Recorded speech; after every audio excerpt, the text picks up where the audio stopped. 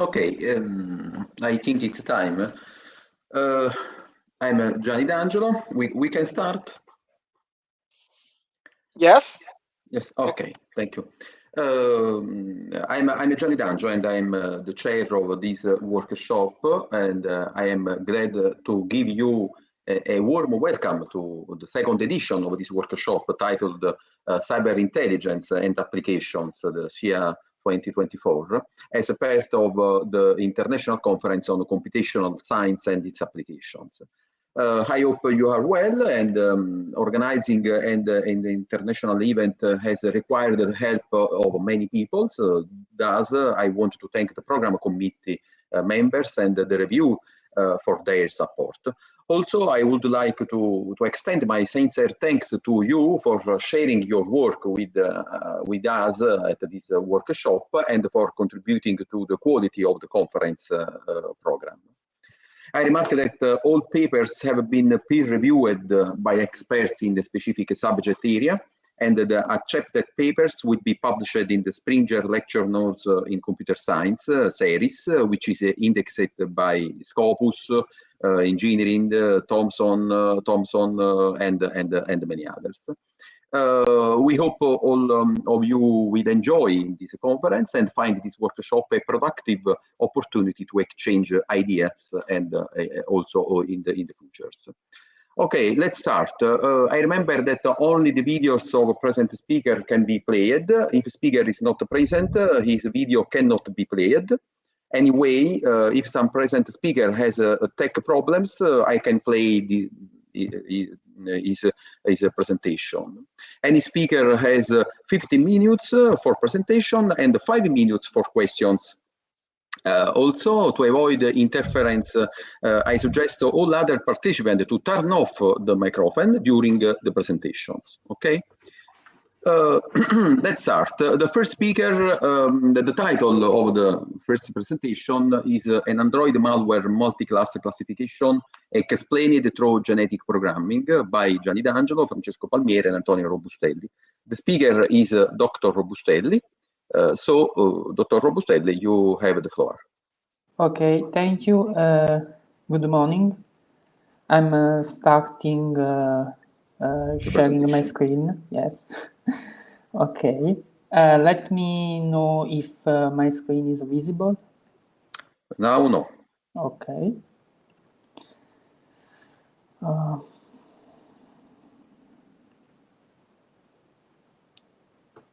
Okay. I think it's ready. No. No.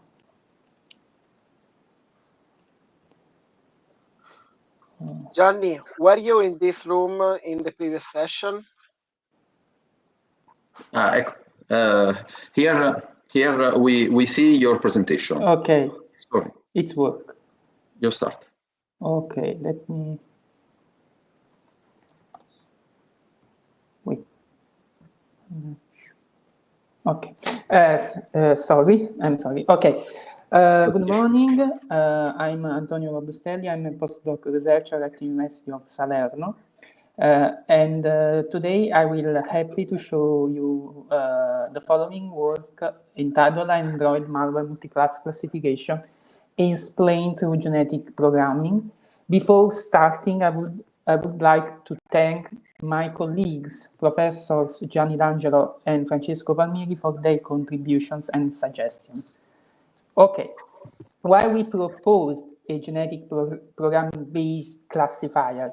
As is known, due to their popularity, Android devices have attracted billions of end users around the world, and unfortunately, they are become one of the main targets for malware threats. In particular, because there are many unprotected devices, such as smartphones, tablets, and wearable devices, and others. And for this reason, they are the target for several to perform several hostile activities, like steal information on or launch cyber attacks. And typically, this is done using different attack vectors like backdoors and fake cryptocurrencies. According to the McAfee mobility threat reports, for example, the number of malware has increased, reaching over 40 million in 2020. And for this reason, and in general, in the last decade, many machine learning and deep learning-based techniques have been proposed to face this issue. Typically, such techniques employ static and dynamic features coming from the malware static and dynamic analysis, and they are capable to achieve an accuracy or other classification metrics over the 19%. It means that such techniques are very powerful, but these techniques do not reveal the process behind the provided outputs. For example, we can propose a machine learning or a deep learning model able to achieve an accuracy over around 99% in accuracy, but we don't say how the model provides the given results.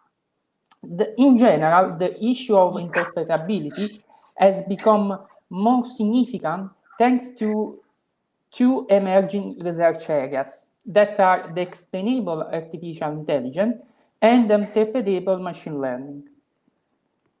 In the context of XI, one of the most famous and promising solutions is the genetic programming proposed by John Koza. Genetic programming is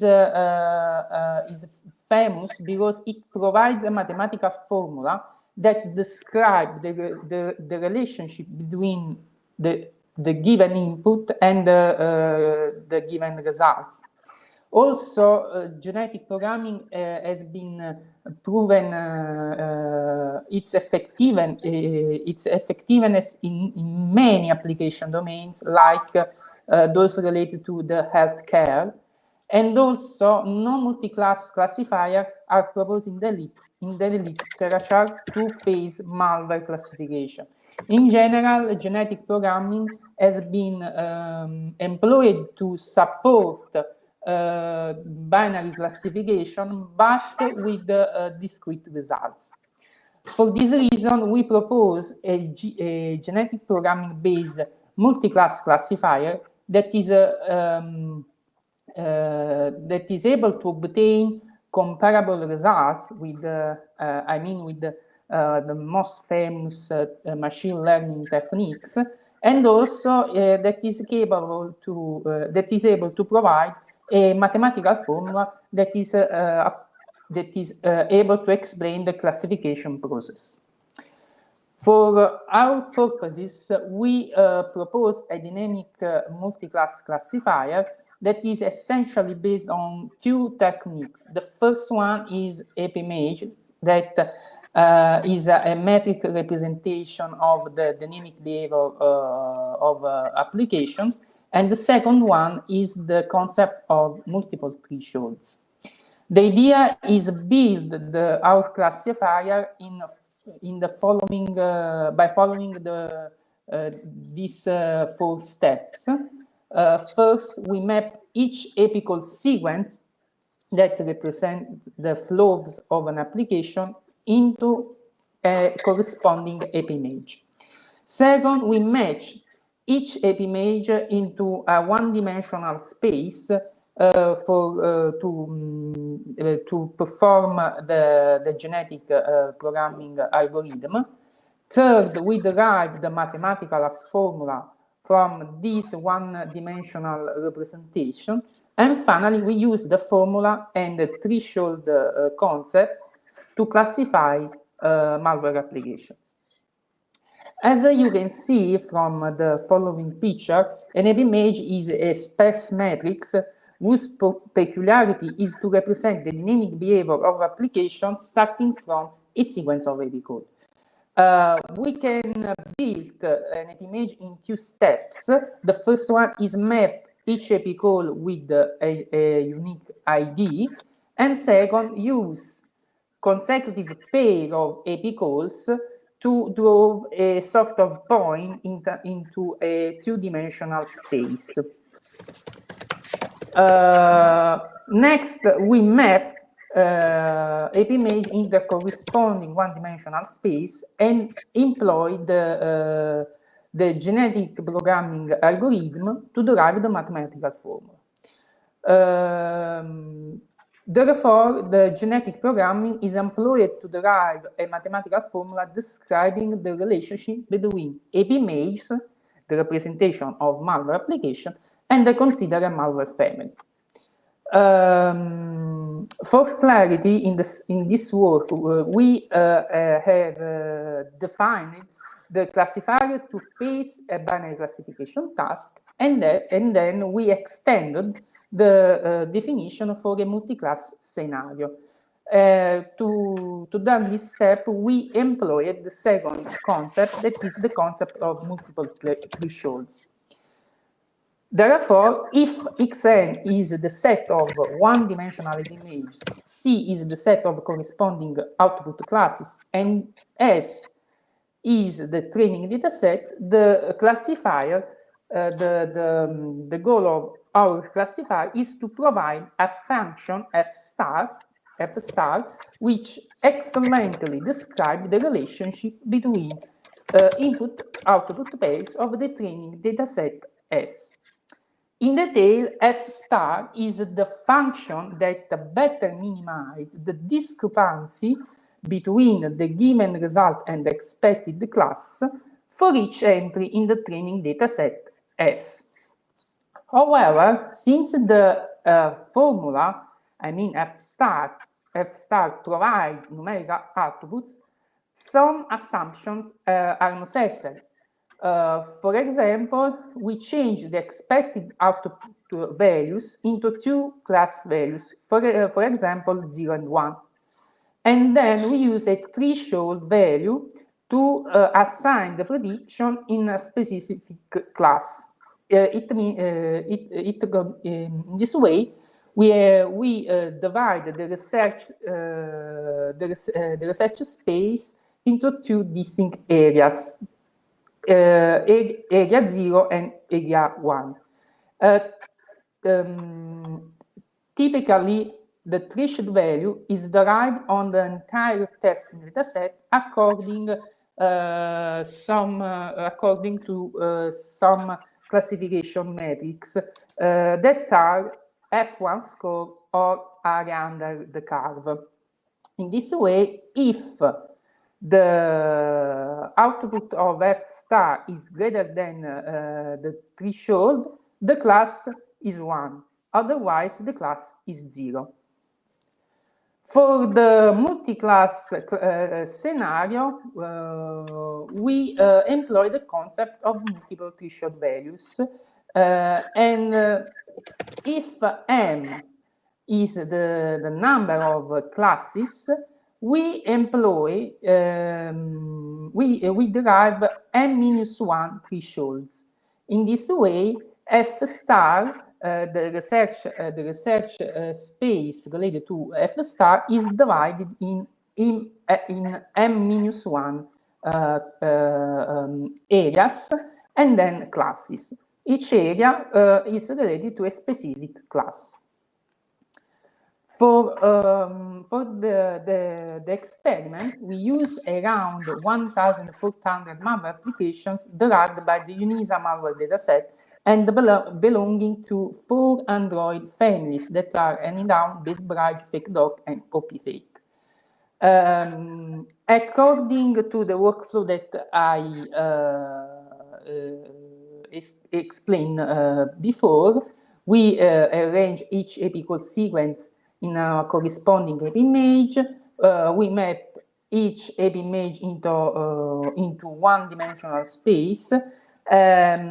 We also performed an additional dimensionality reduction step according to the most relevant 10 eigenvalues derived by using the principal component analysis. And finally, we applied a standardization step on the whole dataset and split the dataset according to the 730 criteria. Before to analyze the capability of genetic programming, we perform a preliminary study using some most famous machine learning-based classifiers like random forest, logistic regression, decision trees, and so on. And as you can see from the following table, these algorithms have achieved at least an average accuracy of 93%. We can appreciate very high classification metrics, but as I told before, such algorithms do not explain the reason behind to the given prediction.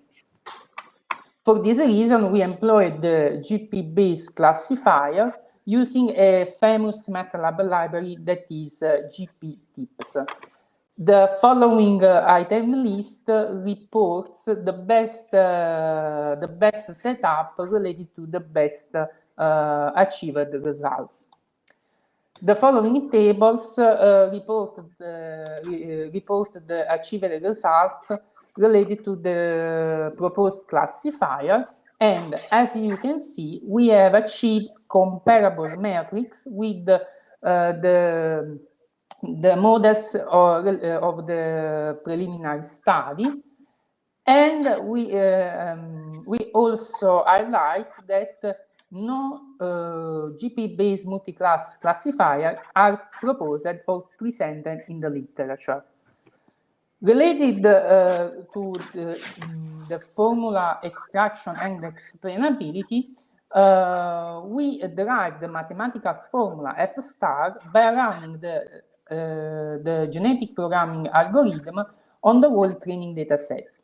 As you can see, F star can be summarized as a sort of sum of linear terms, or genus in the context of genetic programming, that are zeta 1, zeta 2, and zeta 3.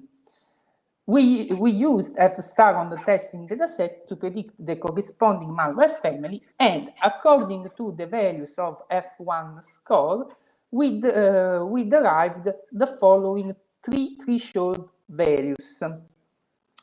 And as I told before, if M is the number of classes or families, in this case M is equal to 4, we employ M when M-1 threshold values. The following picture shows the trends of false positives and false negatives for each class and respect to the three threshold values, and in general, on the output of F star, we can do several assumptions on the about the interpretability of the output, and in overall, we can state that F star has correctly classified a malware application by obtaining an accuracy always between 92 and 98%, and also F star better limits the application incorrectly classified. In conclusion, we proposed, as I told, a GP-based multi-class malware classifier. We obtaining an average accuracy around over the 95% by considering the dynamic behavior of application represented through AP images and the concept of multiple threshold values. We provide a mathematical formula F star that express the relationship between malware applications and the corresponding family. In general, the achieved results has proven the effectiveness of a presented approach, also compared to the most notable machine learning detectors.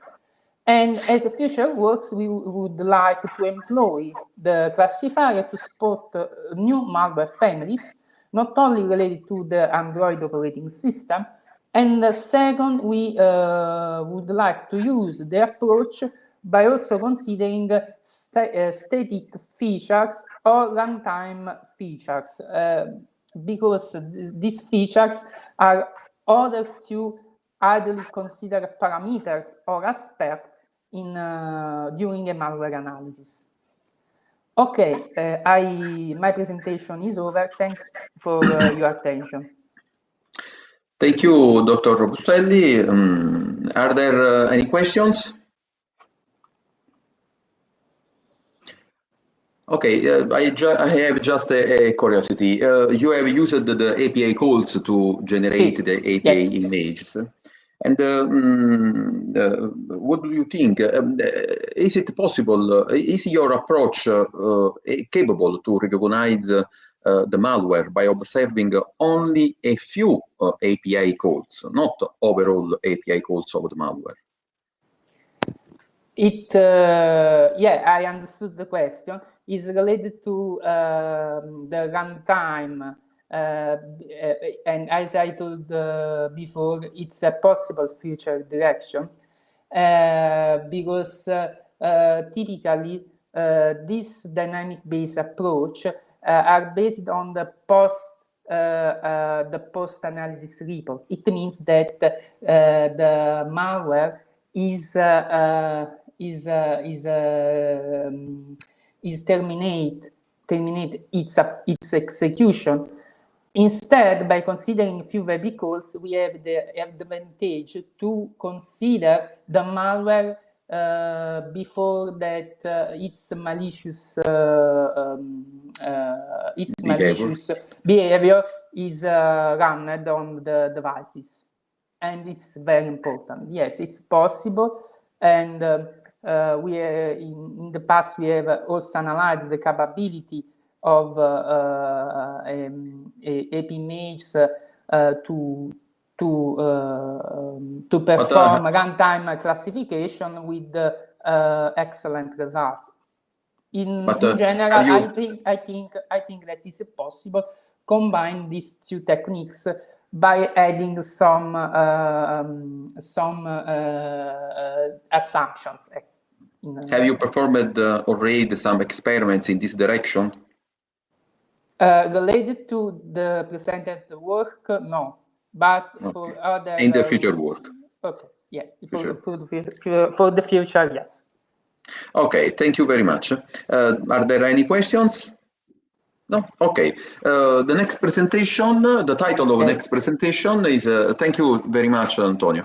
The next presentation is TANI IDS, an IoT intrusion detection system by TANI Machine Learning, by Pietro Fusco, Gennaro Pio Rimoli, and Massimo Ficco. The speaker is Dr. Fusco. Okay. Can you hear me? Can start. You can start. Okay, just a second.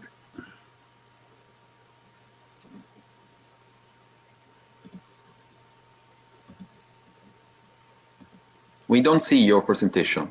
Just a second. Can you see the presentation? Yes. Yes. Okay. In presentation mode, please. Okay, thank you. Just a second.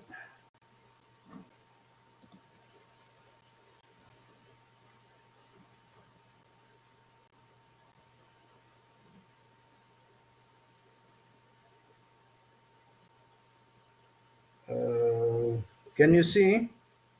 Oh. No. It's weird because.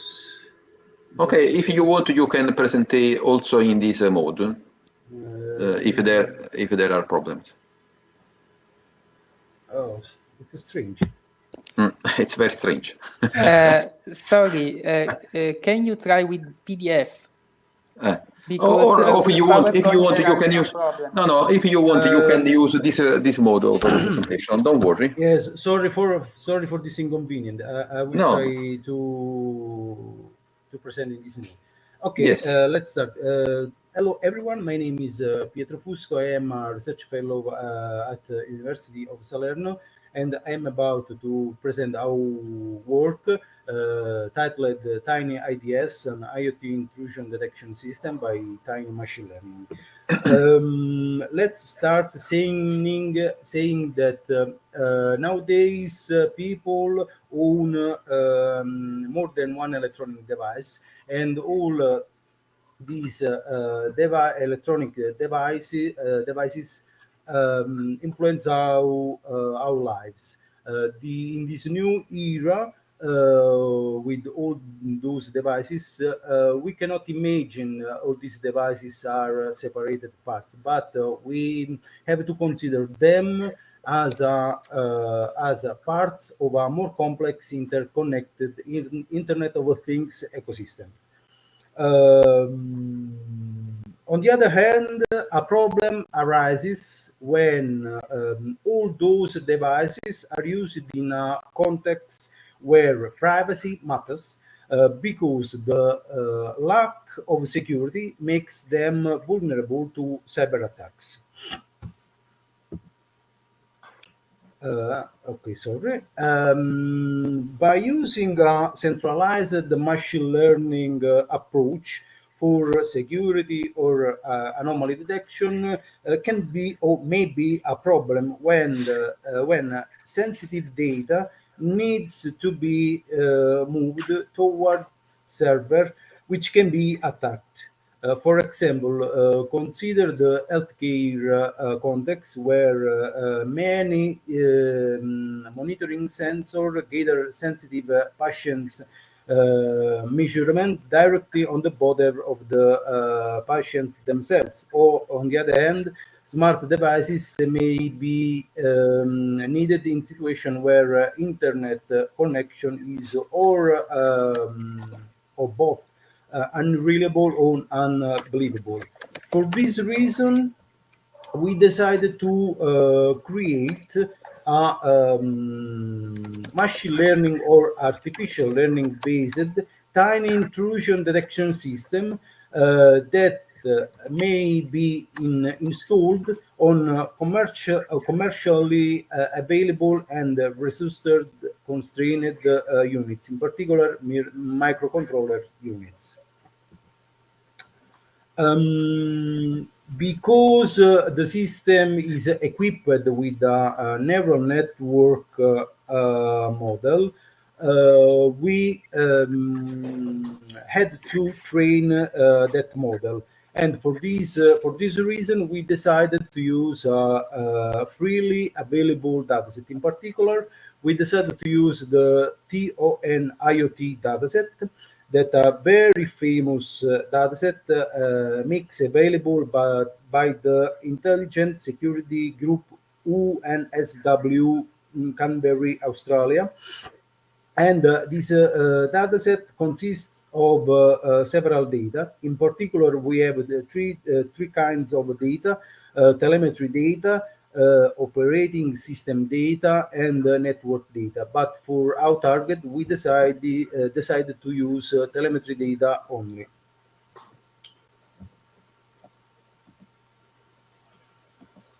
The TON IoT dataset consists of raw data. For this reason, before using it for feeding our neural network model, we needed to preprocess the dataset itself.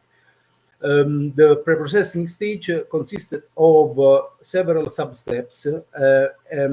For example, the first one was the concatenation sub-step, where we merged the source data in CSV files coming from several sensors, putting all them together in order to create a single object, in particular a single pandas data frames. After that, we performed the assembling stage, where we removed all the samples with an identical timestamp. In particular, we took in consideration only the samples or only the last samples in order to have the more significant sample in the dataset. After the assembling, we perform the division, and I will give you some more details about this step in the following slide. But by now, I can say the division take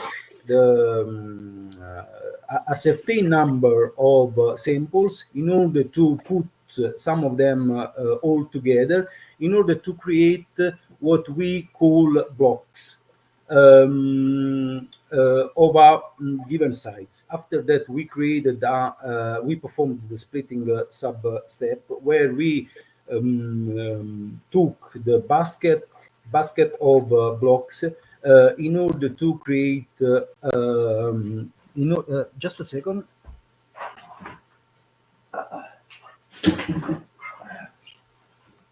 In order to create two separate dataset, training and test sets. Lastly, we performed the attribution substep, where we replace any missing value with a valid value. For example, we performed the average of the column of the missing value belongs to, and replaced the missing value with the average of that column. This slide is used for giving you some more detail about the division substep. We put together some samples in order to create the blocks. The reason of these blocks is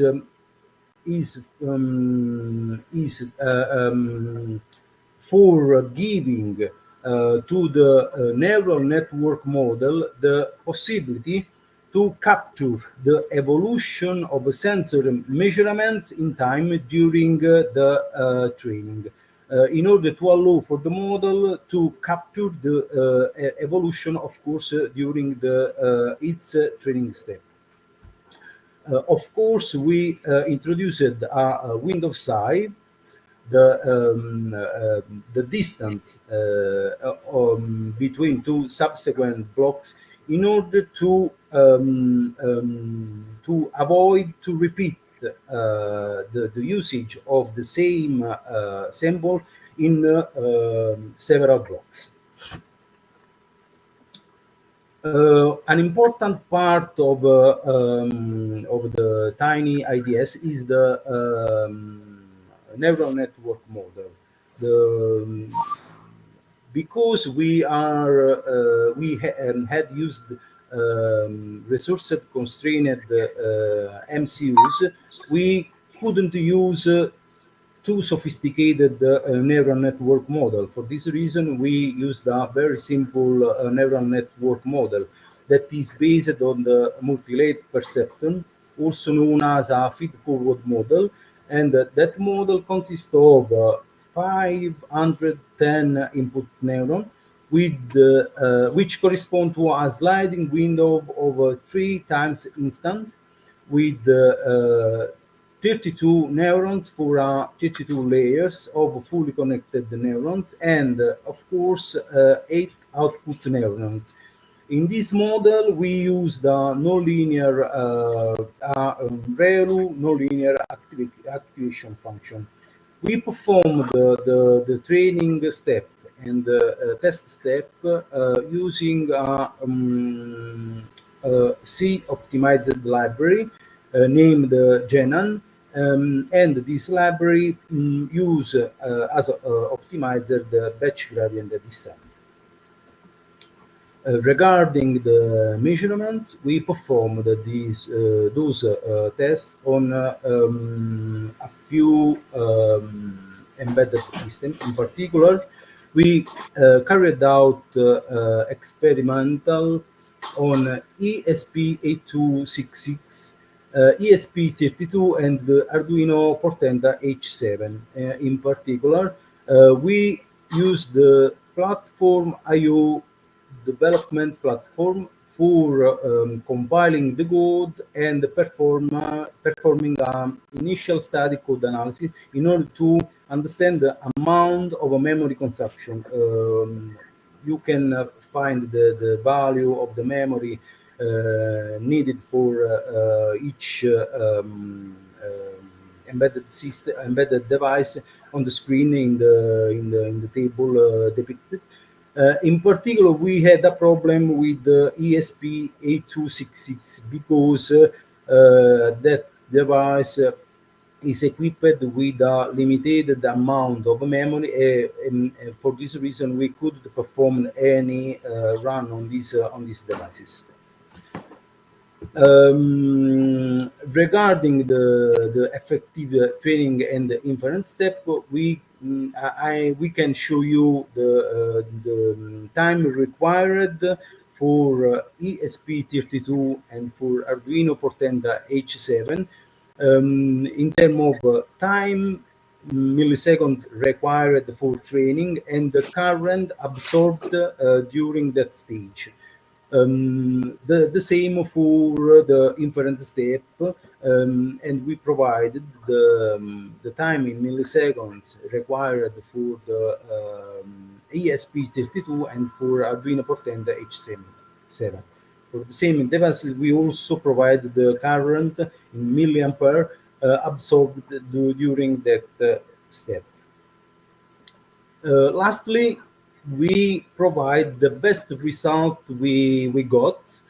In particular, we can observe the behavior of the accuracy curve, where we can.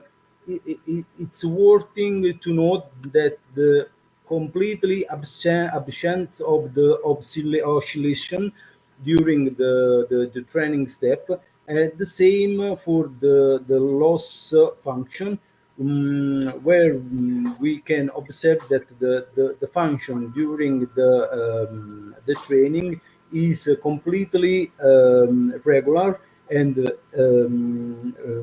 it reached the low point without any problem.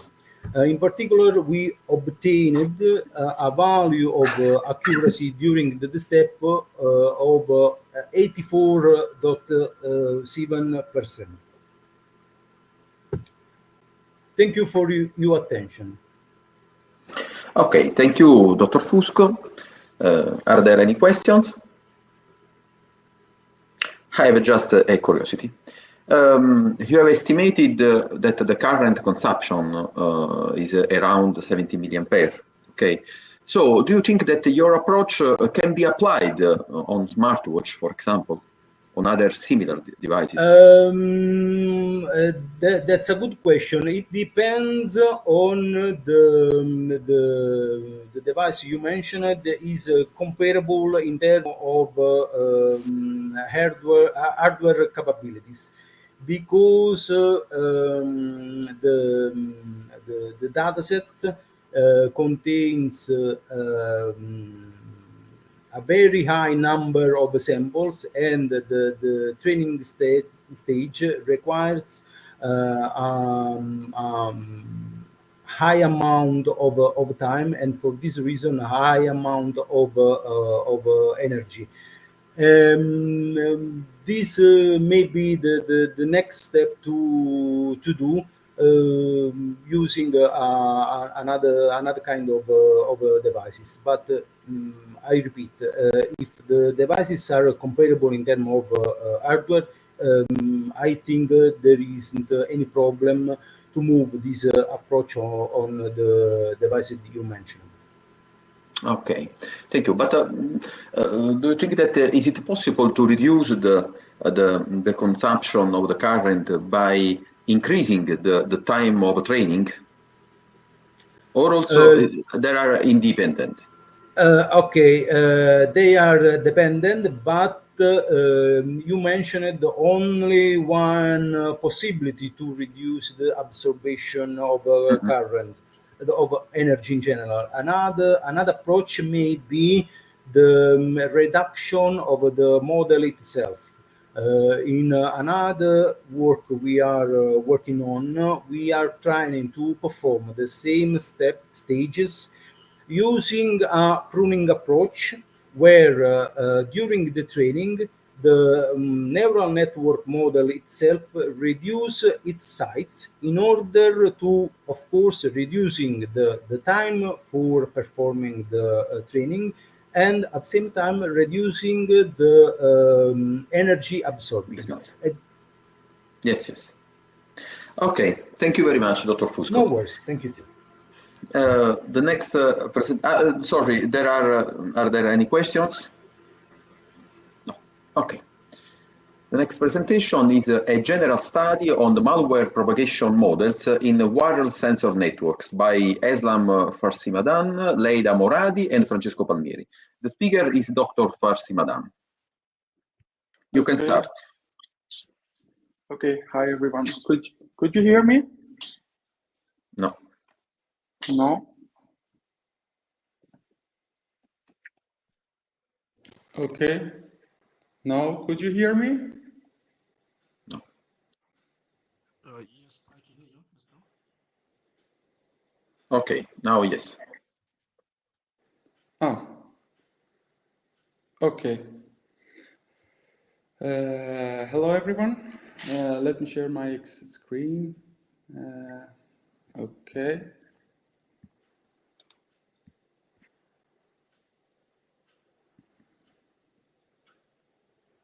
Now we are not interested to know the news of Italy. You can see my screen? Your screen, yes, but the presentation, no. Ah, okay.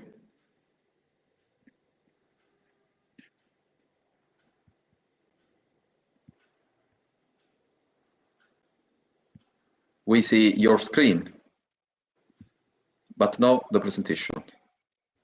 No? We don't see your presentation. Okay. Maybe you have you two screens? Yeah. No, I have one screen also.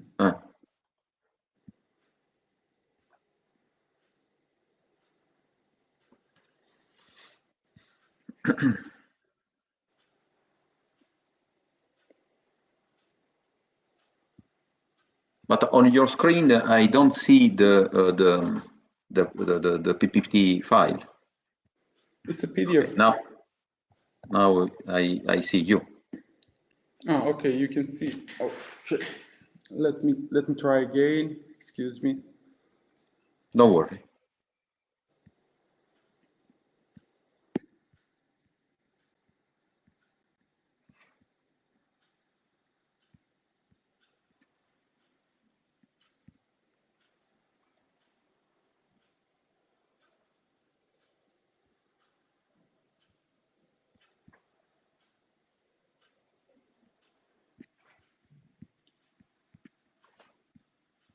Can I share it?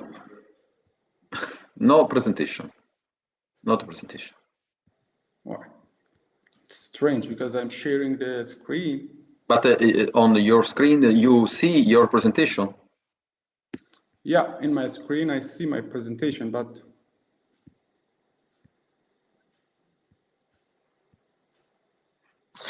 Please try to share the entire screen. When you click on share, The entire you have screen, the option to select the entire screen. Yes, I think this is the problem. Maybe you are sharing the windows and not the screen, the entire screen. Exactly. That could be the problem. Okay. At the moment, I'm. Can you share entire screen or window? Allow to share screen. Yes.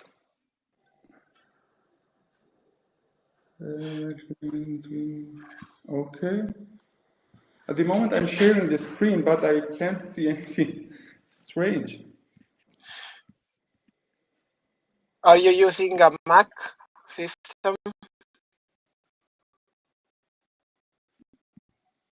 An Apple system? Islam, have you used are you using the Apple, Mac, or Windows?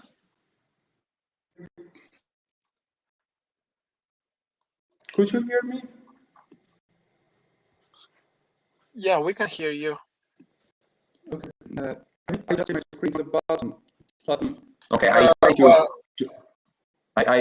to. I'm trying to share your presentation. Okay. Okay. Okay.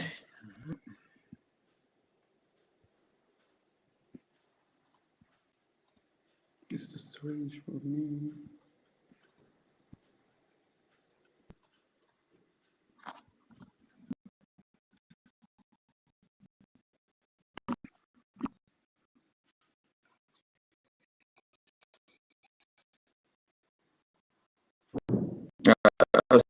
Sorry, disconnect your screen.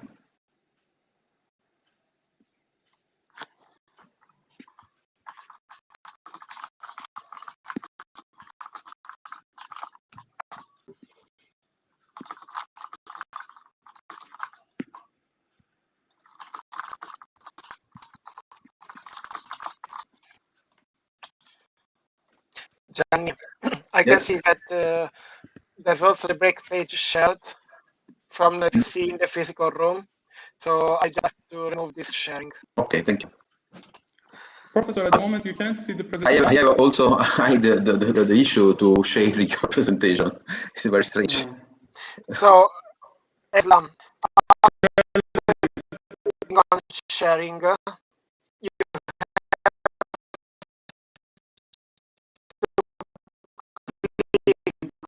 on the entire screen, then click again on the thumbnail of the screen, and then click share.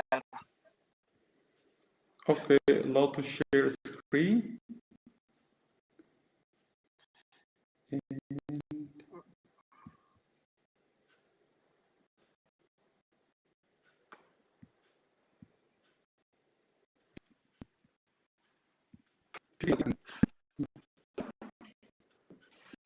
That's strange because something should happen at least.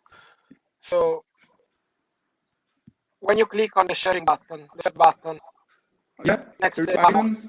There's two items. Yeah. you have window or entire screen, right? Yeah. Allow to share a screen. Okay.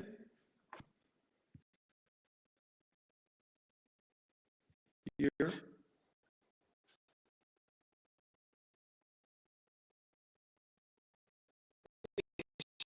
Shouldn't ask you to allow to share screen. It should just present you a window with 2 or 3 options, mainly Chrome tab, window, or entire screen. Here I can see allow to share a screen. With Yes. macOS, okay. I'm having problems sharing and we can solve it, looks like. I don't know which browser are you using. Safari. Safari. Can you try with Google Chrome? If you have a problem, you can try changing your browser. Let me check.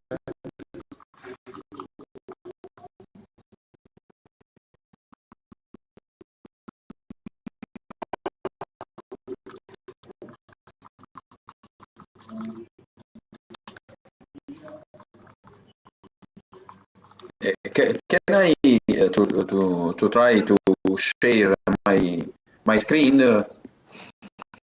Yes, I think it'd be better. I'm trying, but nothing here.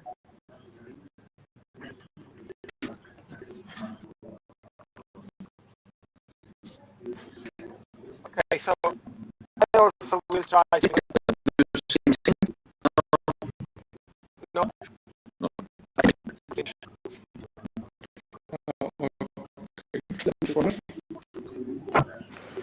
Maybe I have not the permission. No, the permission should be granted to everyone. Right? Everyone.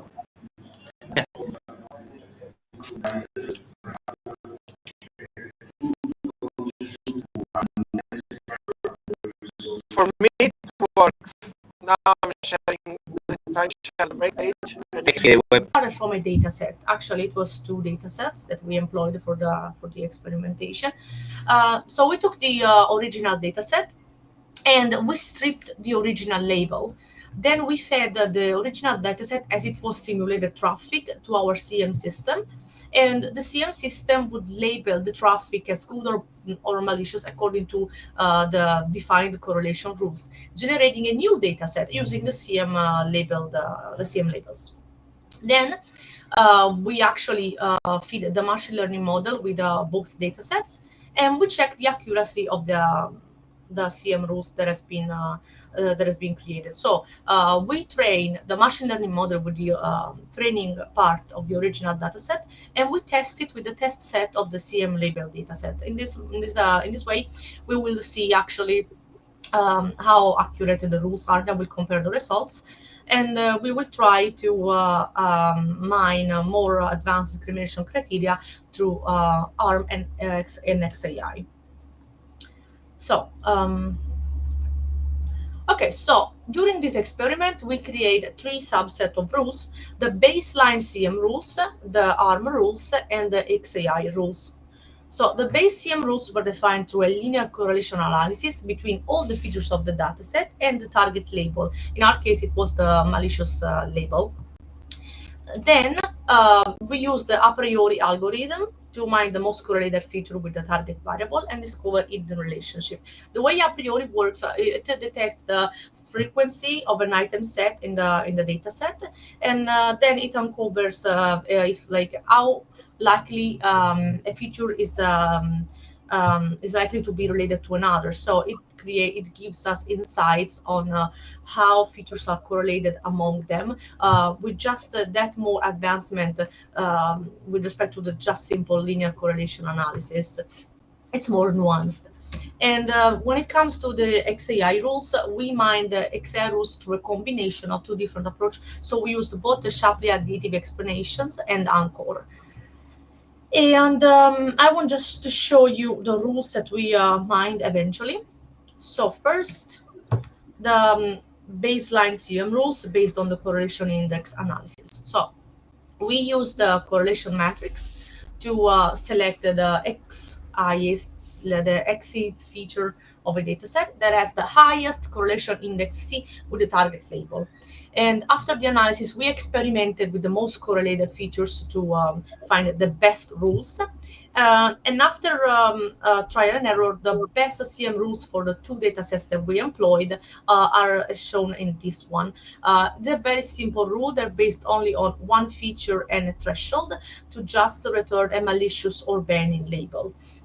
And in particular, the 2 datasets that we employed are the CIC IDS 2017. This choice was dictated by the fact that this dataset is very well known.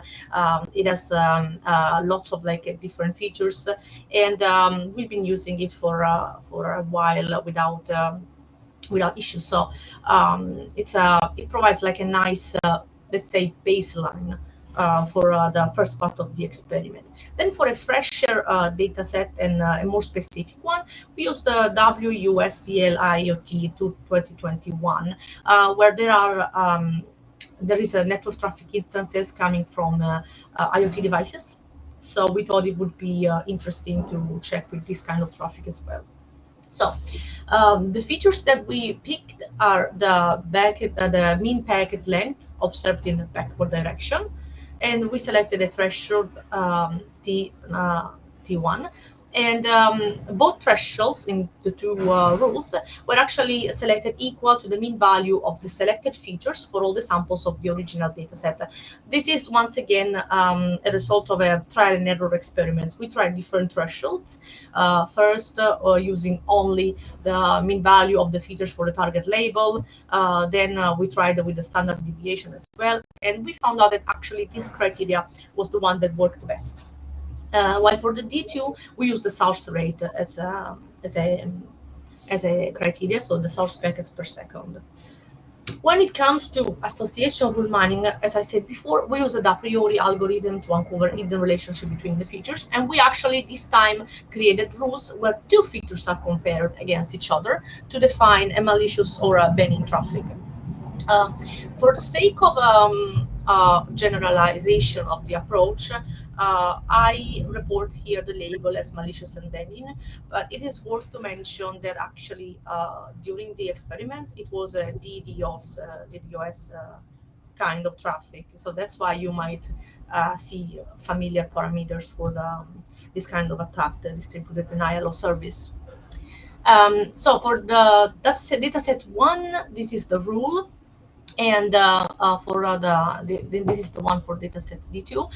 In particular, the threshold multipliers that we used in the comparison of the two features, they were set equal to the average ratio of the involved features for all the samples. And once again, this was the best parameter that we found during the experiments. So finally, this is the first rule for the explainable AI approach. As you can see, we mined more enhanced rules through SHAP and anchors. And in particular here, we have more parameters, in particular the threshold for the total backward packets, and the threshold for the flow duration individually. And they were also set equal to the mean value of the selected feature for all sample, as we noticed it worked the best. And same goes for D2. Sorry. Here, okay, D2. For the T2, it was the same, with the difference that here we found that this feature, the TCP connection setup round trip time, was more likely to be related to malicious traffic when it was very small. So we selected a value that was very close to 0. We call this value epsilon. Now, I just want to show you the experimental results from our experiment, starting from the baseline results. So these results refer to the best initial CM rules for different data, the two different data sets. So the one that only compare one features to a threshold.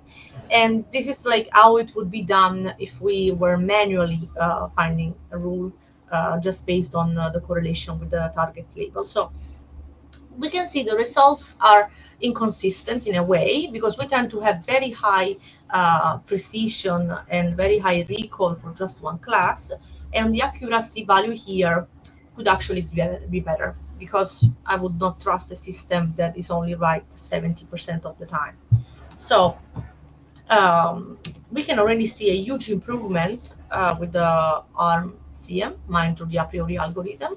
In fact, we have a near perfect result. This is due to the small data samples. So, of course, this is an unrealistic result, but we just all we want is to compare the performance of the three approaches to see which ones have the best potential.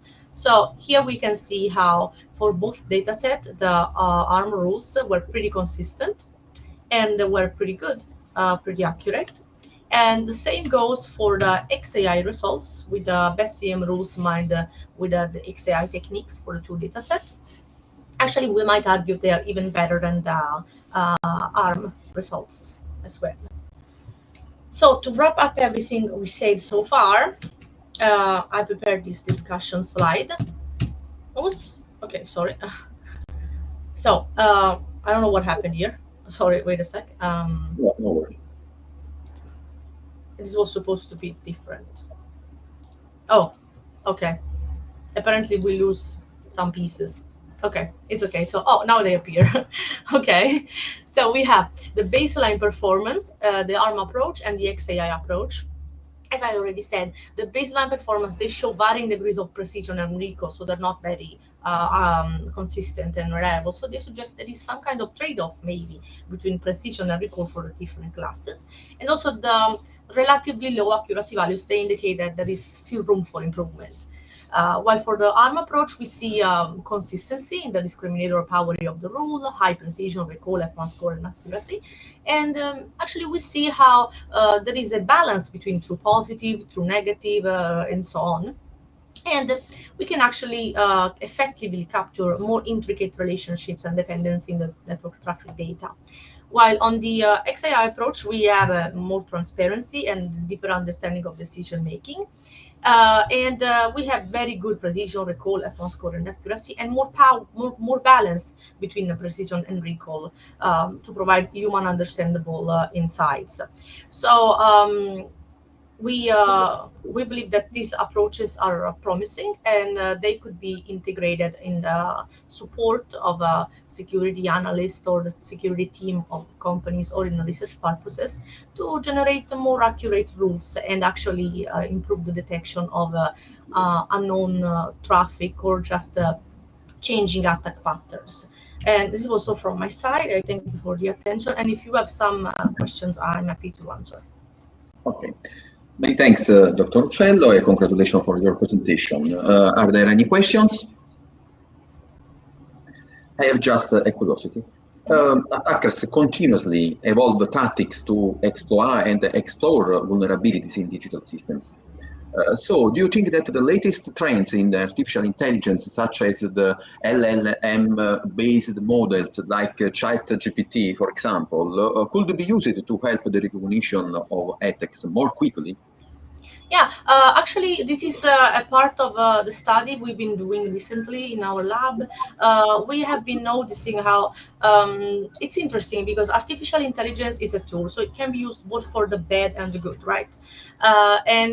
We have been exploring, actually, if I have to be honest, more on the offensive capability of generative AI or LLM. Because we wanted to see, okay, if I was the bad guy, if I was the attacker, could I exploit actually this kind of models to make my attacks more hard to detect and so on. So we've been studying, the two sides.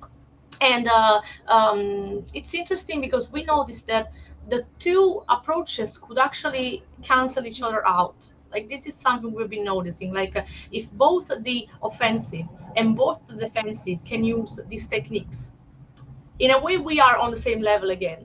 So it's like we don't have it.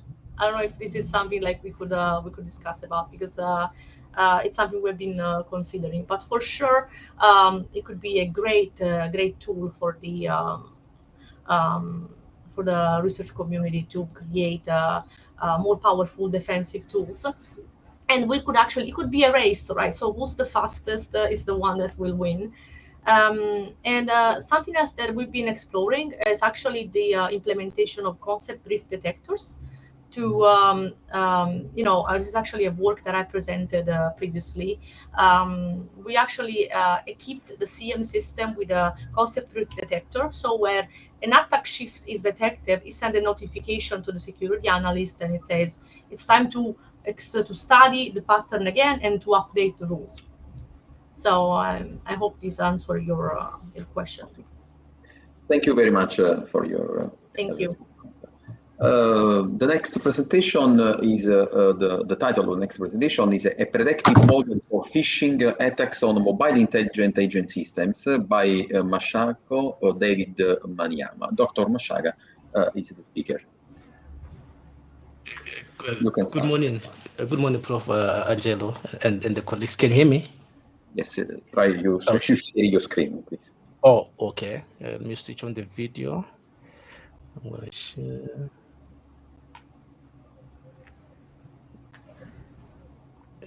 Sharing the entire screen. Yes. I'm going to switch the video.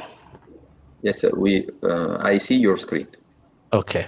The presentation, is it fine? Yes, also, yes. Okay. Let me go presentation mode. Is it still okay? Okay. All right. Okay, thank you very much. My name is David Manyama, and I'm a second-year student, master's second-year student at the University of KwaZulu-Natal in South Africa, under the supervision of Professor Paul Koketa.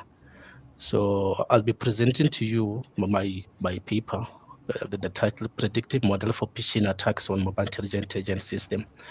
So basically the paper, the motivation for the paper, we used the scenario of the e-commerce. So looking at the mobile intelligent agents as applicable in the e-commerce sector, considering that the e-commerce is the new phenomenon of shopping, and it is estimated that the sales of the e-commerce will exceed 6.3 trillion sales by the end of this year.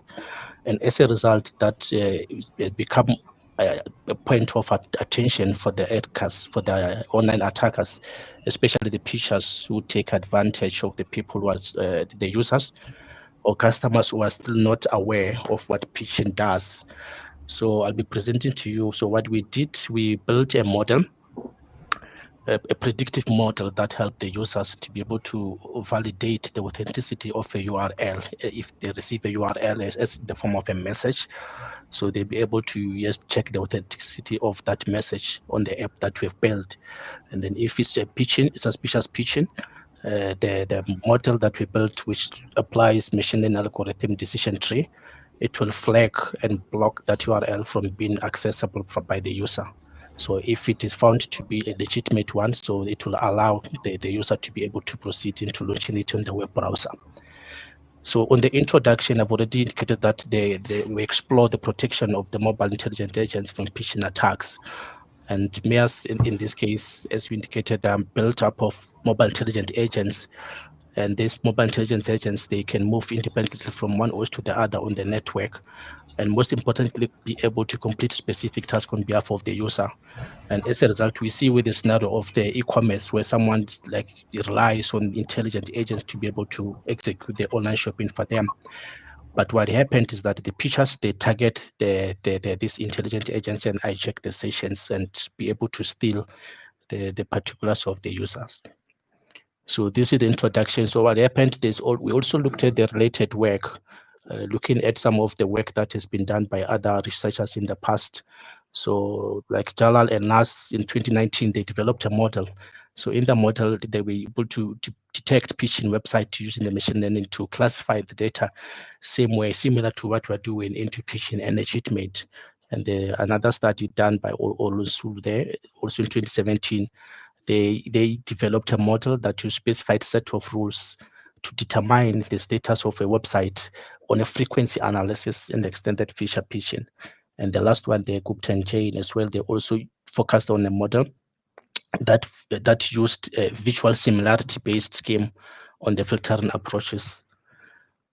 So that's part of the latent work. In terms of the methodology, the way methodology that we followed is that we sourced the URLs, 11,430 URLs from Mendeley database, and then we analyzed that. We analyzed that initial batch in CSV format. We prepared the data, and after preparing it, we were able to split our data, applying the 70-30% split ratio, with 70 on the training and then 30 on the testing of our model.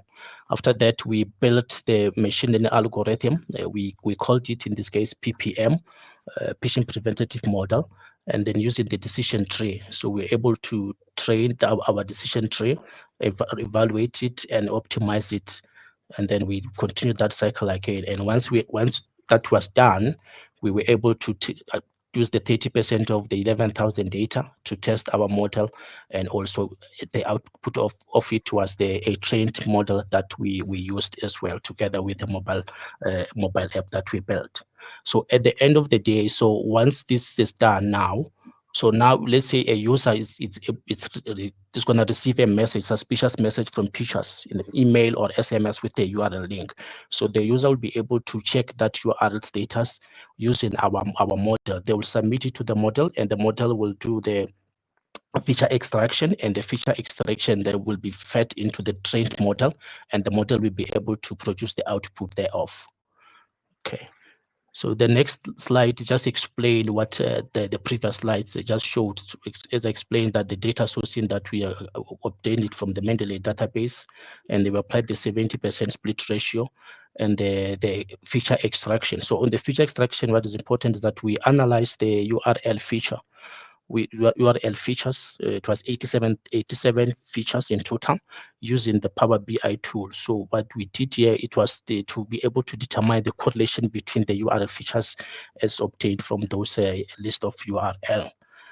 And then now feature selection. So in this selection, we're able to remove features that are relatively difficult or had no correlation between themselves. So after we extracted, and then we're able to select the features that are more important, which we use to build the best model that we're able to take and evaluate with other model.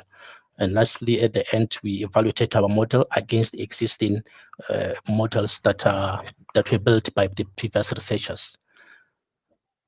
In the next slide here is just to show you like the experimental data set that we used. It's indicated we used a total of 11,430 URLs. This URL had 37 URL features.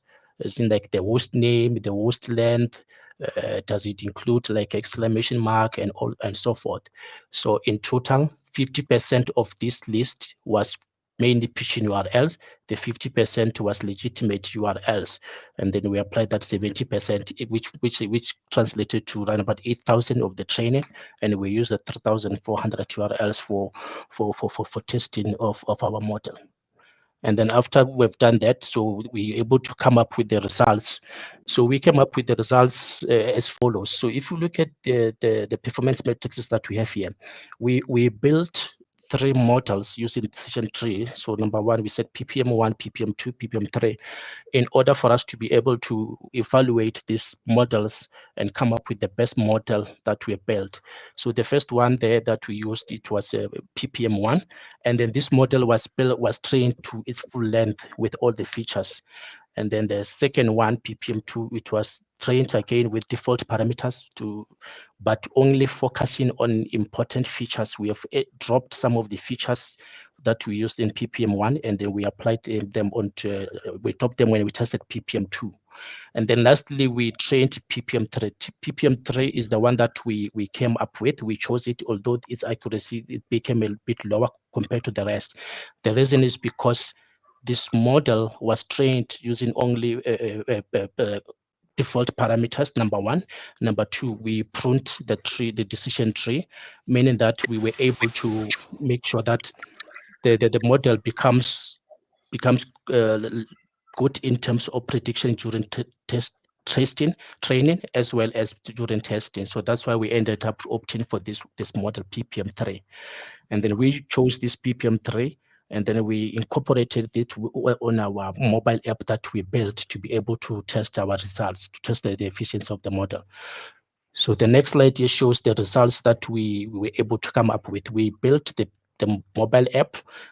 In this mobile app, so the user will be able to do 2 things here. Will be able to cut and paste the URL that they received that they're not sure about the status, and then they click the search. And once they click the search, the model is able to use the decision in the background to be able to analyze the features and say this is a suspicious URL. And then if it's a suspicious URL, what happened? The user will be blocked. In this case, the app will display URL is not secure, and then it will only show the exit button, and it will not allow the user to be able to proceed launching this URL on the web browser. Alternatively, if they can opt to download a list of flagged URLs from the app. And then if they capture, for example, let's say it's a legitimate URL, they can put it there, search, the model will show, the mobile app will show URL is secure. And then there's the exit button, and an additional point there is the open URL. In this case, allowing the user to be able to proceed launching this the URL on the web browser. And the model also, we also added some validation, so to ensure that only a valid URL that suits a certain parameters like is able to be accepted on the model. And if not, the model will indicate to the user that the invalid URL has been captured. Please take correction. And then once we have done that, so we took our model, we compared it with the other existing models as indicated as part of the evaluation. So we compared with the Alneran model in this case, and the Orensuru as well. And then all this list, I think there's 6 of them in total, our model came here at an accuracy with an accuracy of 91.3%, which is still better, far much better. And considering that we only we used for one one machine learning algorithm. However, what I need to emphasize is that when you look at other models, for example, like Daran in this case, they came up in 93.7. The 93.7, it was mainly on the XG boost model that they had, but their RF was, I think, around about 91.1%, which was a bit lower than ours. And also, I think Jalal and Nas as well, 95.7, but their decision tree came up at around about, I think, 90.4. So which is almost less than ours as well. So this is what we're able to come up with. So in terms of the future work, so at the end of the day, we said, okay, this research was able to uncover several likely prospects for proving phishing attacks detection and prevention on the Maya system. And then the developed model requires a user to manually check the legitimacy of URL on the mobile application. So as part of the future work, we are considering that recommending that this model can be integrated with the e-commerce system in this case, to be able to allow the automatic detection and prevention without involving the user to manually verify or type in the URL on the mobile app. In conclusion, so our research study introduces a predictive model for the phishing attacks at mobile intelligent agent system. And predictive model helps the user, in particular in this case, we chose the e-commerce to be able to verify the legitimacy of a URL before launching it on the app. In this case, the PPM, the predictive model is an online mobile application developed in Python and SQL Server database. The PPM takes URL as input before applying machine learning algorithm to predict the authenticity of a URL, and therefore, most importantly, they'll flex by blocking the user to launching it on the web. And our PPM is an accuracy of 91.3% and a mean error rate of 8.7%. So this is the paper that I wanted to share with you, colleagues, and this brings us to the end of my presentation. Thanks, Prof. D'Angelo. Thank you for your presentation. Are there questions?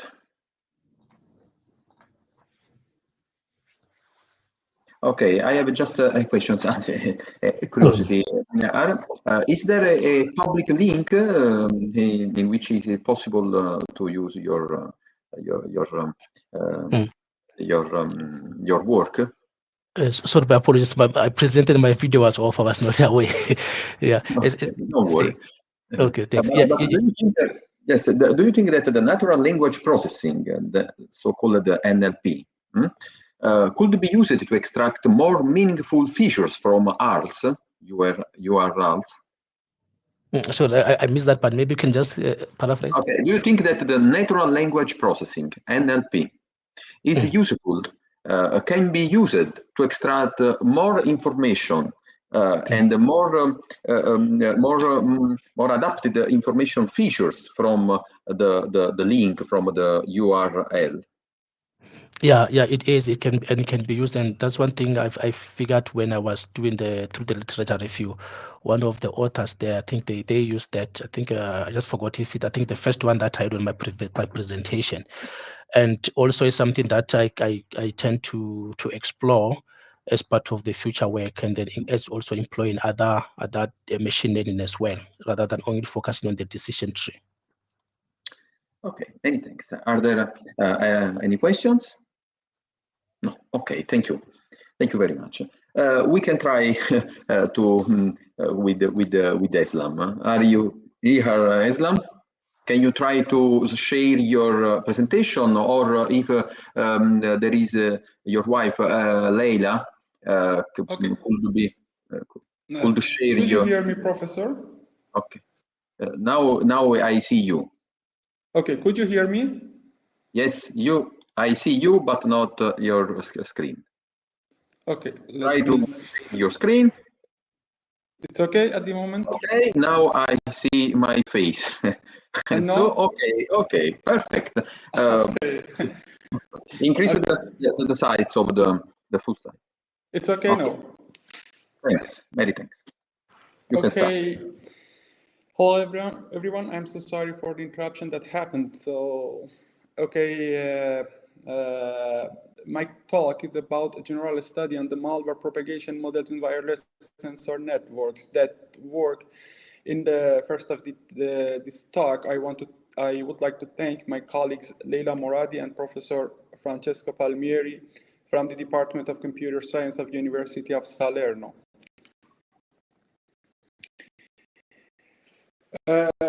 First, I want to give an overview of this talk. This talk is related to malware propagation models in wireless sensor networks. First, we have a general description of WSNs, and after that, we will describe malware attacks and the process of the malware propagation and the global models for malware propagation in wireless sensor networks.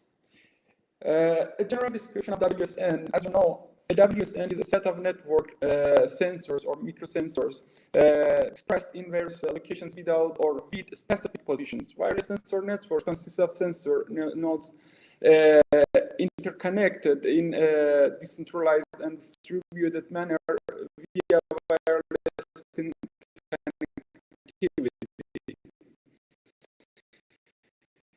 Each node is a sensor device that can autonomously arrange itself and is designed to observe and regulate physical phenomena. This phenomena includes sensing various variables such as temperature, humidity, sound variations, pressure, and etc. This is and transmit to the sync node or to a cluster head based on the routing protocol.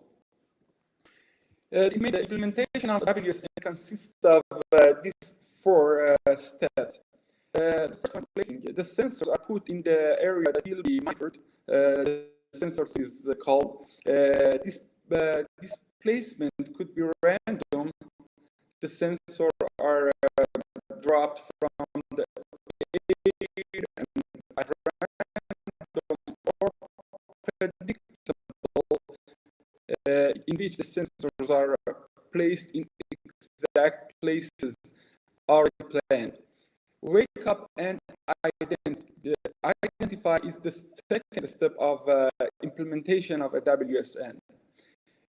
In this step, each sensor gets awake and identifies other sensors nearby, I mean the neighbors. Connection is the third step using methodology, for example, linear coordination. Sensors are arranged in a connected network. And the last step is transmission.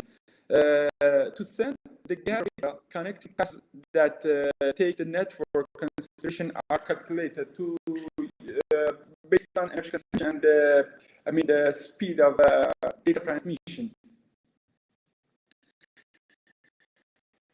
This figure illustrates the structure of the WSN. I mean the sensor nodes in the field, base station, and internet or cloud or other, supplier, and end users that use this kind of information and data that gathered from WSN. The WSN is based on the decision of who makes this WSN and who implements this WSN, for example, using classic protocol or other protocols. The next part is malware attacks and the process of malware propagation in WSN. As you know, WSNs can be targeted by several types of attacks, including, for example, DOS attacks, viruses, worms, and other forms of malicious code. With extensive use of computer networks, the internet, and WSN investigating attacks and malware detection, classification, and propagation models in these systems has become of great importance. Malware attacks can rise the extensive energy consumption, the big problem related to WSNs of virus sensors. The propagation of infection initiates from a single infect node and utilizes it to reroute the hierarchy of the wireless sensor network. It's kind of diffusion. The primary objective of the model is to access the major information sources or to obtain unauthorized access to the network. Malware on a network, such as an internet host, aims to propagate is by doing random scans of other hosts' IP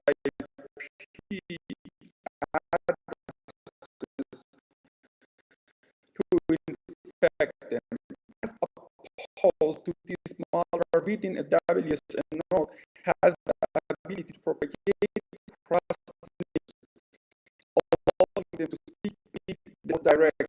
And in this way, malware propagate through a whole WSN. The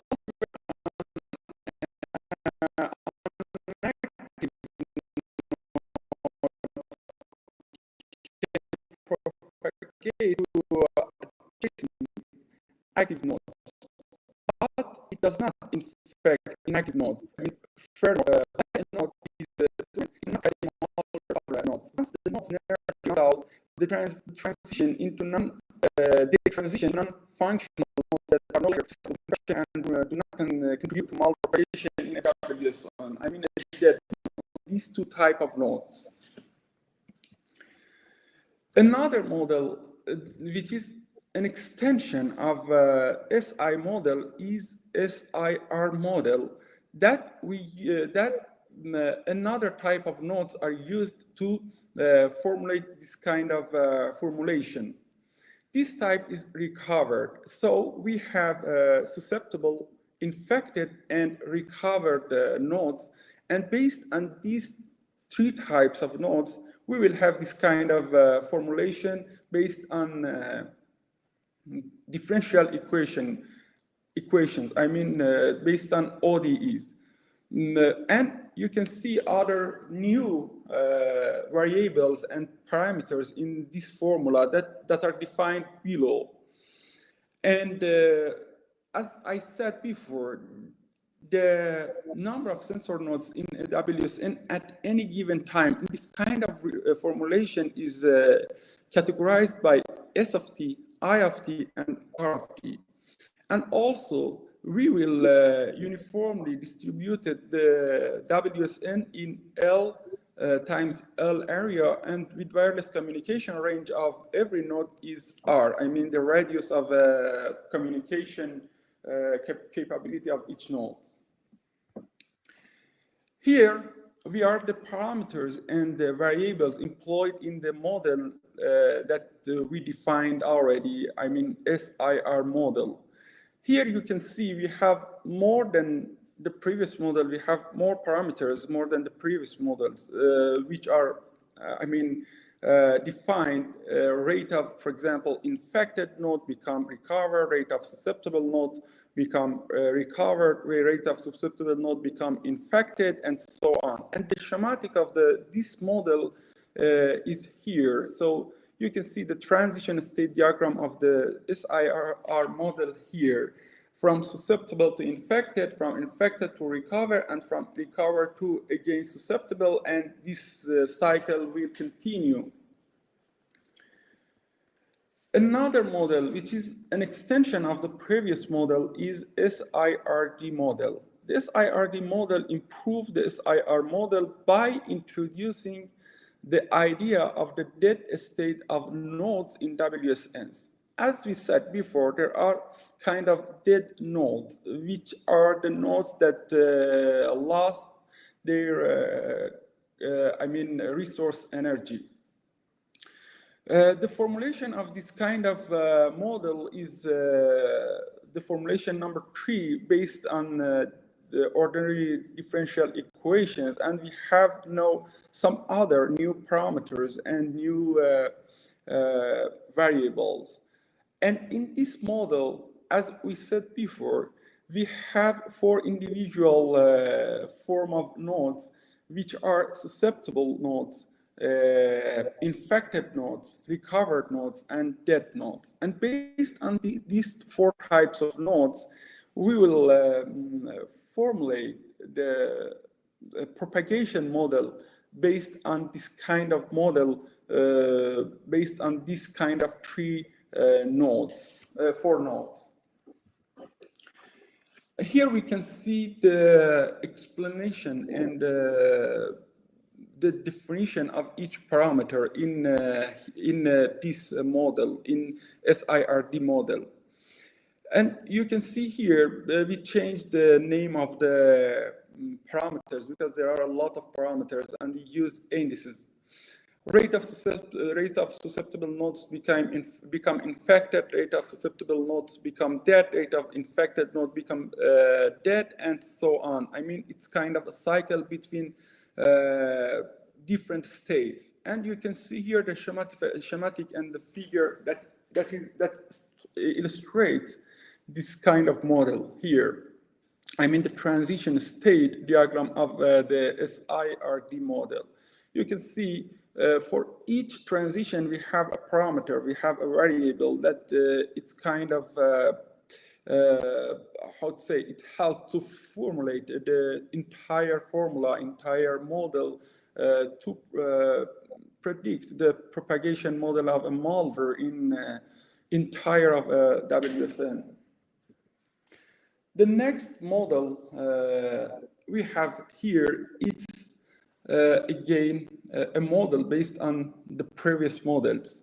We have here another node, another new node, which is called exposed node. So this model called SIRD model, and this model examined the spread of malware and developed strategies to control its propagation. So based on each kind of node, we will have a differential equation, and all of these differential equations become a ordinary differential equation or ODE model. And all of these parameters have their definition and description. For example, we have a new parameter here, which is defined based on the area and the radius of communication rate of each node. And also we will have 5 states: S of t, E of t for exposed node, I of t infected, rate of R of t, I mean recovered, and D for dead node. Sorry, you have 1 minute. Okay, it's going to be finished. And here we can have, I mean, the definition of parameters that are same as before, only we have new parameters related to exposed node. And this one is the schematic of this kind of model for malware propagation in WSN. Another model is SEIVR model. In this model, we have another node. I mean, this node, it's kind of, how to say, I mean, we have a defense mechanism is necessary for propagation the WSN from malware attacks. In this model, we have this kind of defense mechanisms. So we have 5 distinct states. I mean, S of t for susceptible, we have new kind of nodes here. V of t, which is vaccinated with kind of software, for example, antiviruses and some other software that can protect the WSNs from malware propagation. And here we can see other parameters and variables related to this model. This model is interesting because in this model we have kind of protection mechanism. And here we can see the schematic of this kind of model, and we can see the cycle of how a malware propagates in a WSN.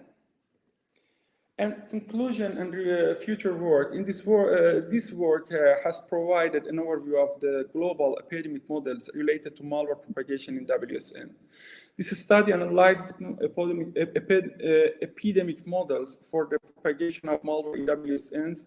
The majority of these systems are demonstrated to be based on ODE systems.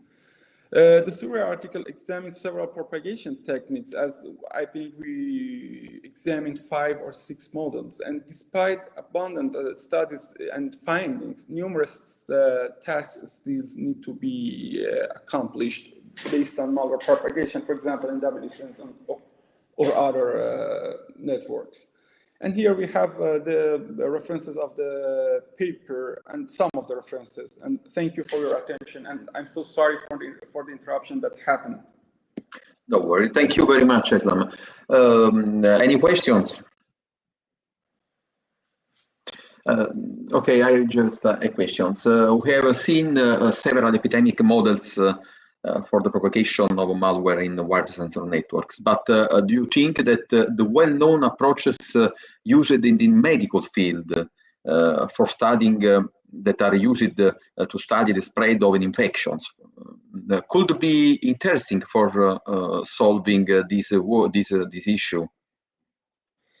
Yeah, because it's kind of, for example, these models, all of these models are kind of models that are used also in kind of, for example, pandemics and epidemic of diseases. For example, because we have, for example, in the last model, we had 5 distinct states, for example, vaccinated, susceptible, recovered, dead, and others. So yeah, we can use this kind of formulation for diseases, and also we can use the formulations that are used for diseases for this kind of problems. So it's kind of, how to say, it's kind of communication between these 2 topics, because the idea is coming from this kind of diffusion of viruses, for example, in related to diseases. Okay, if you want, we can share we can collaborate on this task. Yeah, it will be my honor, and it will be a good idea to continue, because this kind of models can model the spread of this kind of diseases, and it will be useful, for example, for the future situations. For example, in corona pandemic, we had a lot of problems related to diffusion of the viruses. Okay, thank you very much. This Thank presentation you. was the last, so I want to thank all the authors for their interesting contribution and their brilliant presentations.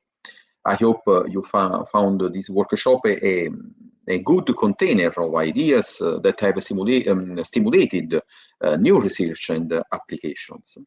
I invite you to join to the next edition of this workshop for the next year. And thank you. I would like to thank also the program committee, Professor Palmieri and Professor Ficco. And now I can declare close this workshop. Okay. Goodbye. Bye. Thank you. Thank you. Thank you. Bye. Goodbye. Bye. Bye.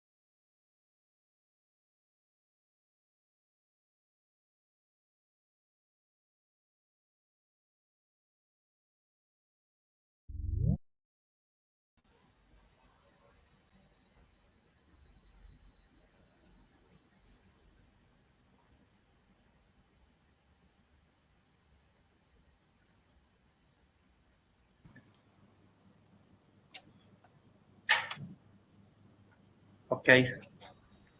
Can you hear me?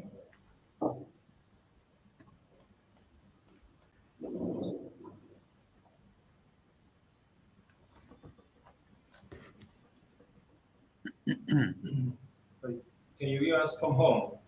Maria? Maria. Yes. Okay. She can hear us. Okay. Good afternoon and good morning to Italian people that are online. I'm very delighted to be here to this second session of our workshop that is referred to as MITA, Multidimensional Evolutionary Evaluation for Transformative Approaches. This is the second edition of our workshop that born last year, and the aim of this workshop is to investigate about assessment methods, tools, and practices in terms of decision support system for development and management of sustainable urban transformations. Today we have 7 presentations. The order of presentation can be changed due to some issues that we have managed here. And these 7 contributions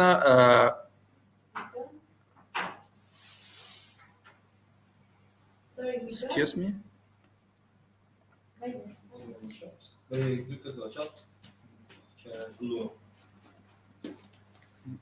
We don't the chairs. We don't know. Maybe we don't. Maria, you don't listen the chair?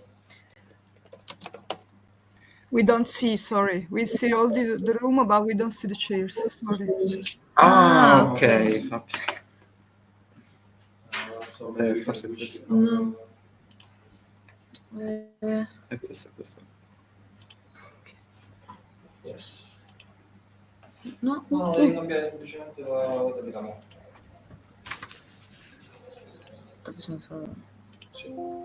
Okay. Thank you, Maria. Thank you. Okay, sorry.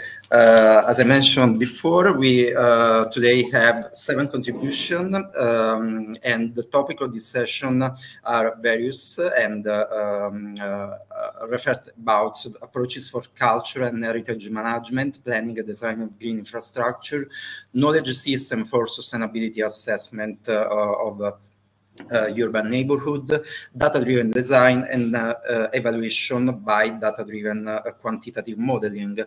So we have different topics that we are delighted to discuss with us, with you in this section. And I'm here with my co-chair, Daniele Cannatella, assistant professor at the University of TU Delft, of Department of TU Delft, Department of Urbanism at the University of TU Delft, is assistant professor in urban data for design. Before starting, I would ask you to respect time, 10 minutes for your presentation, because the time is a bit compressed, so we have to pass through easily to the different contribution. So we can let the floor to the first contribution. Okay. That is by Maria Carla Salio, that is the speaker of this contribution. The title of this presentation is Introducing Principle of Anti-Fragility in World Heritage Management Evaluation Tools, the case of City of Vicenza and Palladian Villas of the Veneto. This contribution is joined with Professor Ivan Blecic, Patrizia Borlizzi, and Alessandro Portinaro. Please, Maria, the floor is yours. Thank you.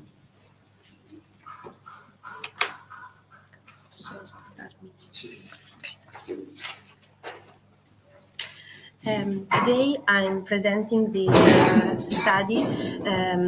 This is the structure of the presentation. The aim of the research is to obtain an effective method, evaluation method that can contribute in order to have an effective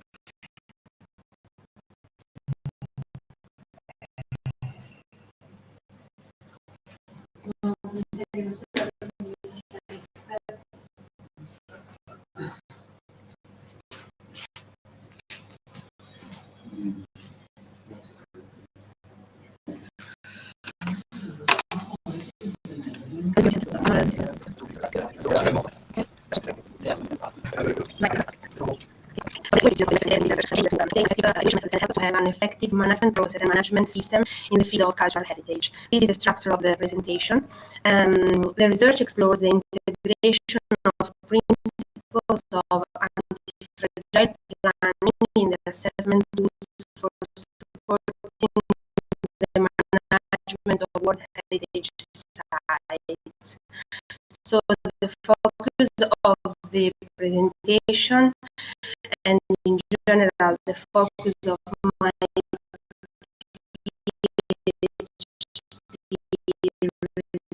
research is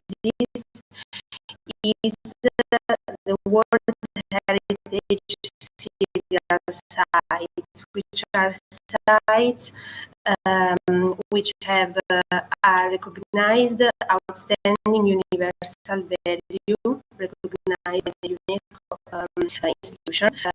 That this value is not for single but for two or more around three important elements, which are the analysis of this Enhancing Our Heritage Toolkit, which is a group of tools proposed by UNESCO. Here we can see only the tools related to the management topics of the sites. Each tool has different worksheets that analyzes different characteristics of the sites. The second element is the use and the analysis of the principles of anti-fragility according to the studies of Blecic and Cecchini, which are the principles that can guide an approach to an anti-fragile way of planning. The third element is the formulation of a new evaluation tool in order to have a new procedure, a new method that can also include the dimension of anti-fragility on itself, and that is addressed to the territorial actors and public authorities involved in the management process. So we put together these two different models of assessment in order to have an integrated tool that can analyze the sites in the way of in the part regarding the management system and the management process. We applied this integrated tool to a real case, which is the case of the city of Vicenza and Palladian Villas of Veneto, which is a World Heritage site, serial site with 25 components.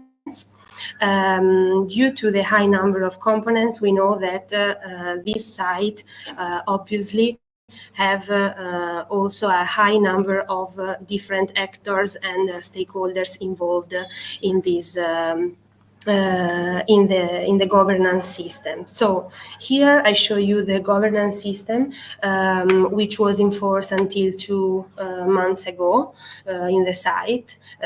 We can see the organization and the important role that was given to the UNESCO office within the municipality of Vicenza, which had a referent subject role for the entire World Heritage site. And we can see also the other institutional levels involved in these governance systems.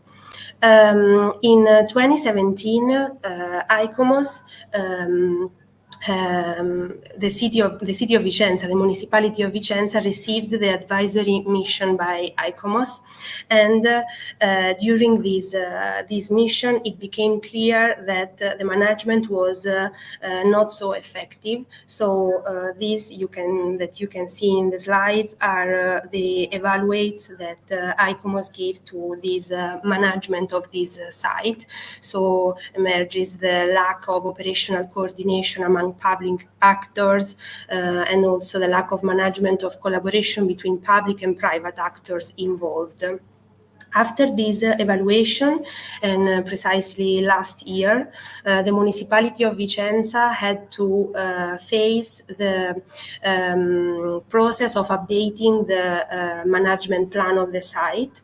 And for this, the municipality decided to involve different professionals.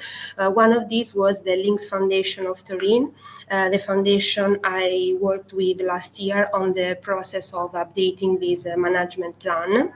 After a year of discussions with various institutions and stakeholders, the task group proposed to the municipality of Vicenza the association model as a possible solution. So the idea was to create a new association as the coordinator of the whole general site. Until today, the association has not yet been adopted, but there is a commitment from the piloting committee in the new management plan that has already been delivered a few months ago, and it's already on force. So in this case, we had the opportunity to apply the integrated model that I showed before. Here we have only two of the old tools that are part of the Enhancing Our Heritage Toolkit. We can see that this kind of worksheets proposed by UNESCO can give us some specific information about the group or institution recognized as managers, their specific role, the key instruments, and so on. In the second part, for example, in the section 4B, related to the coordination and collaboration between managers, we can see that these sections are more, let's say, opened, and the information that we have are up to the evaluator. Then we applied the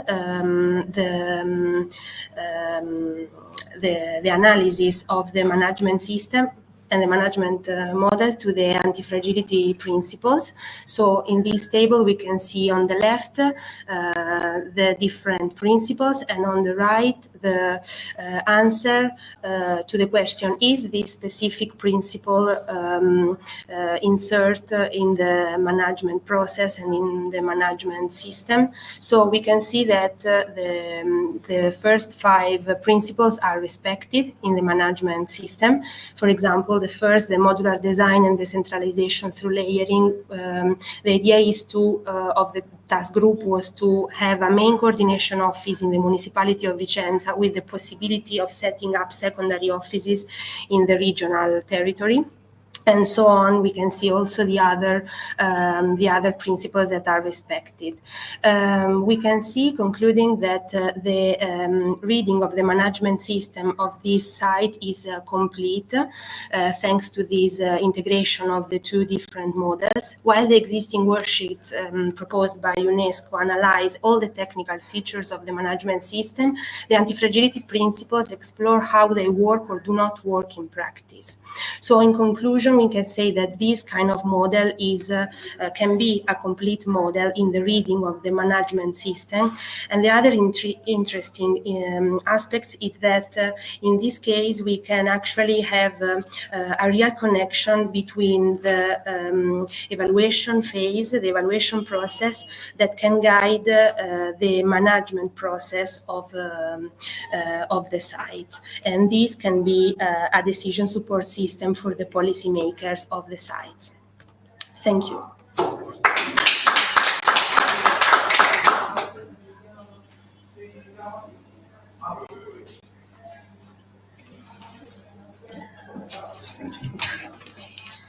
Okay, thank you very much.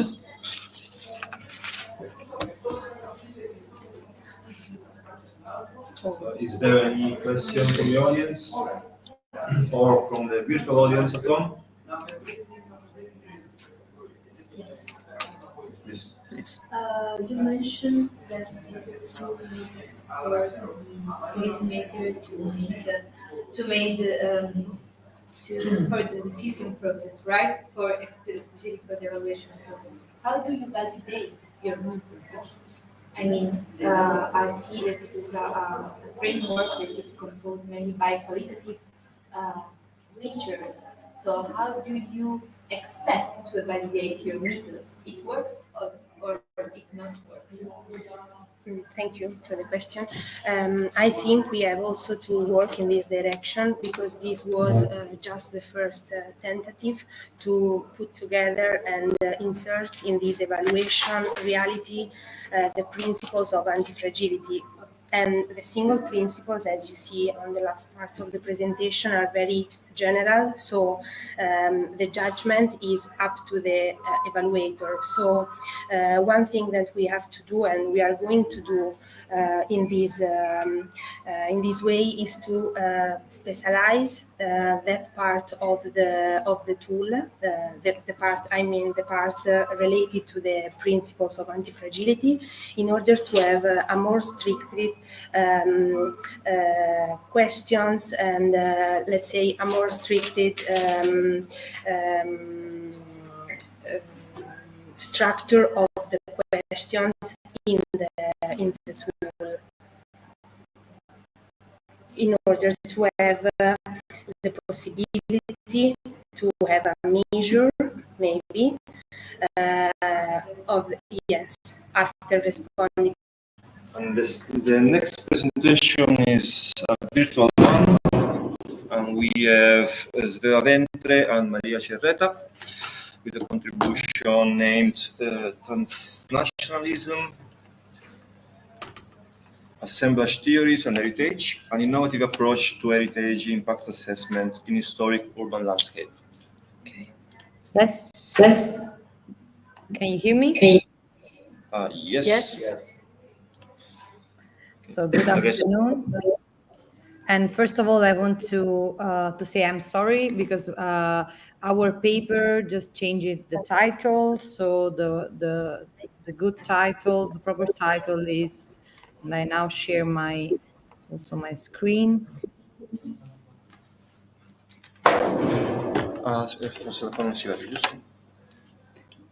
Can you watch my screen? I can.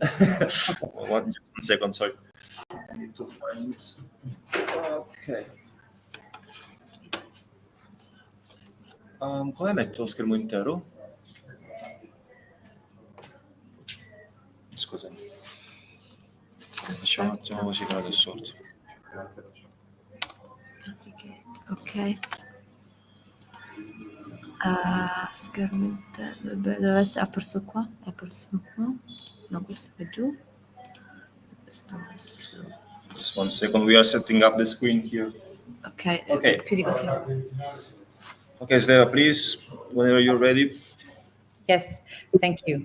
So as I was saying before, I'm very sorry, but the paper changed its title, and the right title is Assemblages for Cultural Heritage, a methodological approach of heritage-driven enhancement.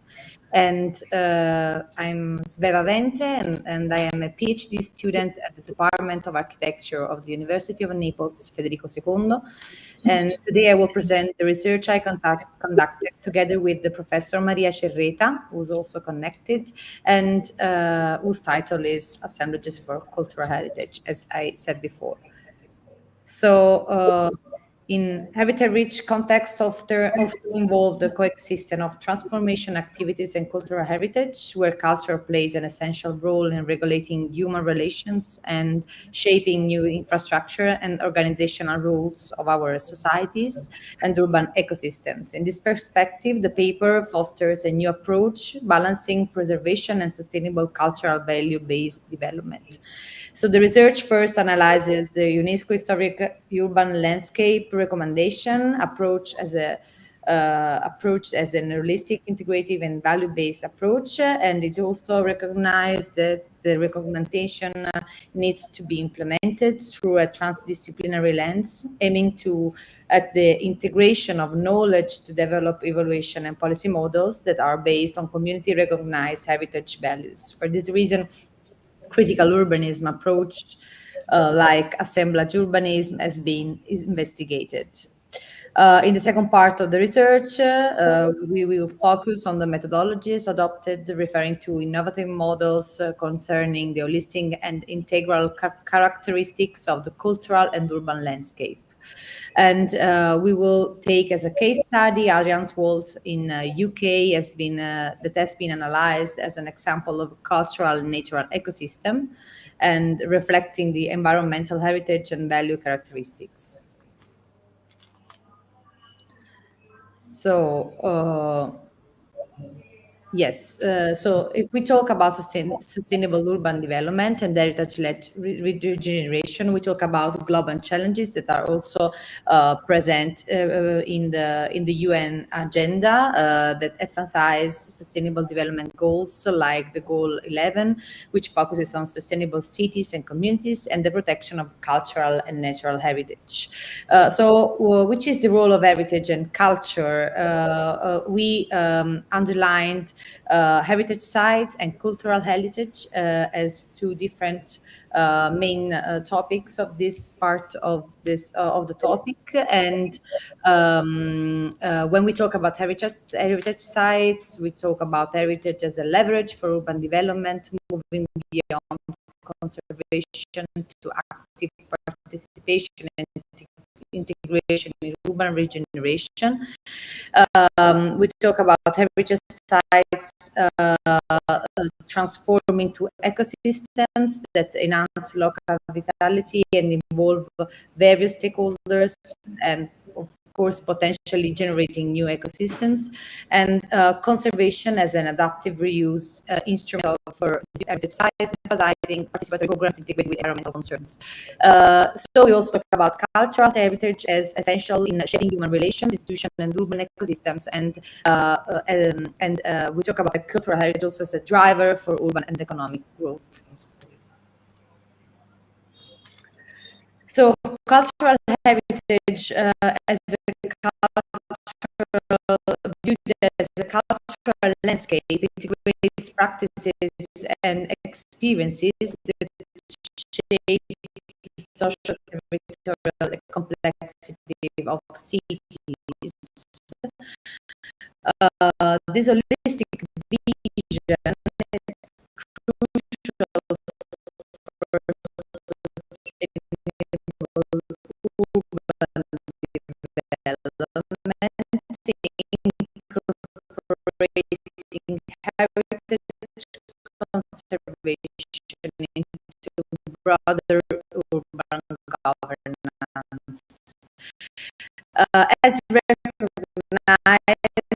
by UNESCO and in the FARO Convention, landscapes are seen as interactions between natural and human factors, extending to individual heritage that drives cultural diversity.